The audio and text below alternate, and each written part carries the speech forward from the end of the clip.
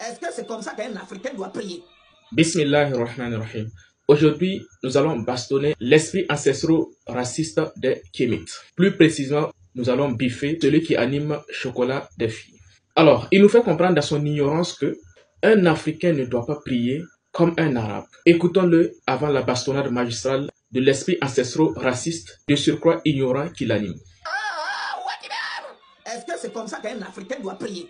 Quelqu'un qui s'appelle Aboubakar qui doit prier comme ça. C'est quelqu'un qui s'appelle Omar qui doit prier comme ça. Parce que justement, dans leur culture, c'est comme ça que leur créateur leur a dit d'invoquer son nom. Alors, déjà, pour qu'on puisse croire à ta théorie, selon laquelle un Africain ne doit pas prier ainsi, il faudra d'abord que tu nous prouves que l'arabe ne provient pas de l'Afrique, que l'arabe n'est pas une langue africaine. Alors que l'arabe est bel et bien une langue de nos ancêtres africains. L'esprit ancestral qui anime mon cher ami ne sait pas ça. Écoutons tes frères. Lorsqu'on a en nous le déni de l'histoire du peuple négro-africain, la réaction est comme ce que nous venons de voir. Alors, page 23, nous lisons. La science a démontré que l'Afrique noire est le berceau de l'écriture. Rapidement, concernant l'écriture. Alors, il faut savoir que les Médounétaires, ce que l'on appelle aujourd'hui les hiéroglyphes, pour lui cacher son origine africaine, donne naissance à ce que l'on appelle le proto-sinaïtique. Le proto-sinaïtique qui lui-même a été inventé par le peuple négro-africain à partir de 30 caractères des Médounétaires et du hiératique. Le hiératique donne naissance au sekchak. Le sekchak qu'on appelle aujourd'hui le démotique, pour lui cacher aussi son origine africaine. Et le sekchak donne naissance à ce que l'on appelle l'écriture arabe. Et donc, l'écriture arabe n'est autre qu'une écriture africaine. L'écriture arabe n'est autre qu'une écriture africaine. Donc là, ton argument tombe à l'eau. Prier arabe, c'est prier africain. L'écriture arabe n'est autre qu'une écriture africaine. Ça, c'est clair. Viens prendre les cours gratuitement au lieu de raconter des balivernes, au lieu de déblatérer des insanités racistes sur les réseaux sociaux. Arrête d'égarer les gens avec ton ignorance. Ça, c'est un. Deuxièmement, le prophète lui-même, que les musulmans suivent, est un petit-fils d'une africaine, d'une, entre guillemets, kémite, Agar. Donc, suivre le prophète Mohammed, c'est suivre la religion du petit-fils d'une de nos mères africaines. Agar, c'était une négresse, c'était une égyptienne, une africaine. Troisièmement, le prophète dans Bukhari, il nous enseigne la circoncision. Or, comme tu le sais, ou bien tu l'ignores aussi, la circoncision est une pratique africaine. Donc, nous, en tant que musulmans, nous pratiquons la spiritualité africaine, entre autres la circoncision.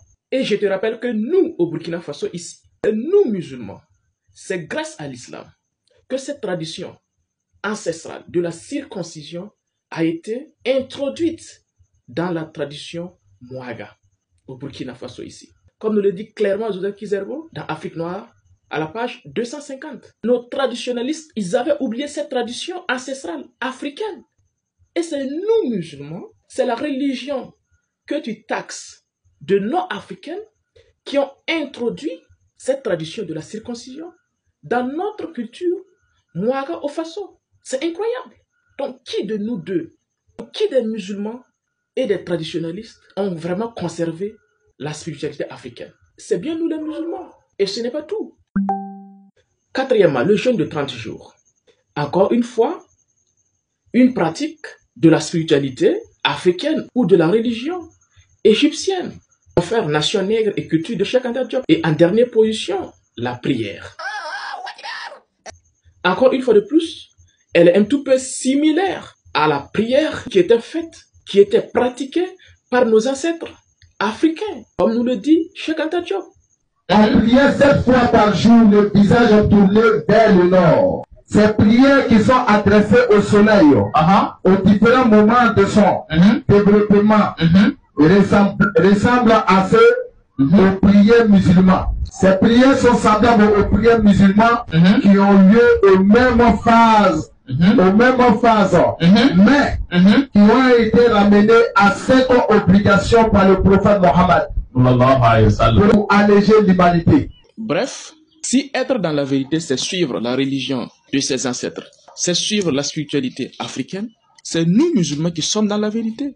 C'est nous qui avions conservé, de la part de Dieu, par révélation, les pratiques africaines. Mais oui, c'est clair. Donc, bref, la plupart des pratiques islamiques se retrouvent, entre autres, de manière quasi identique aux pratiques de l'Égypte antique, aux pratiques africaines. Deuxièmement, on suit un prophète qui est le petit-fils d'une africaine.